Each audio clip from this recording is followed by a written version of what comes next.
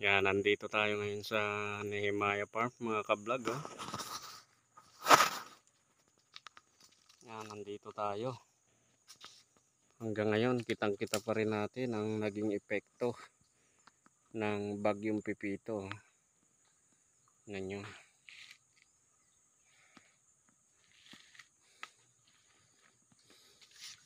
Pero alam niyo po, itong mga rambutan natin, oh, kung paano may sinag ng sikat ng araw.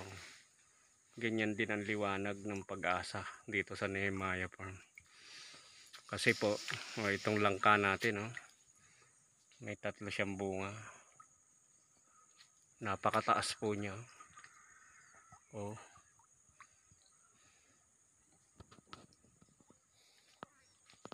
Kaya ngayon, dito tayo dahil nililinis namin yung mga palapa ni Mrs.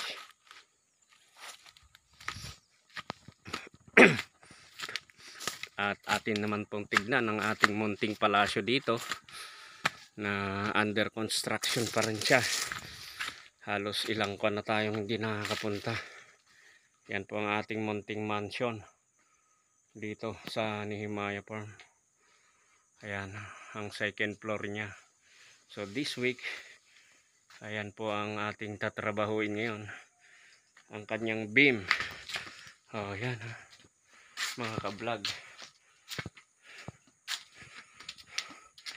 Buti na lang nung dumaan si bagyong Pipito. Ayan. Ito pa rin siya. Natiling matatag at matibay.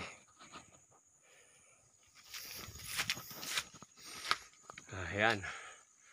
Ayan ang ating session hall. Ang worship center ng Nehemiah Farm.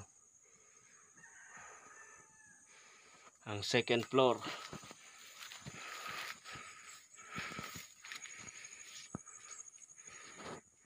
Natanaw na tanaw po ang mga bulubundukin dito.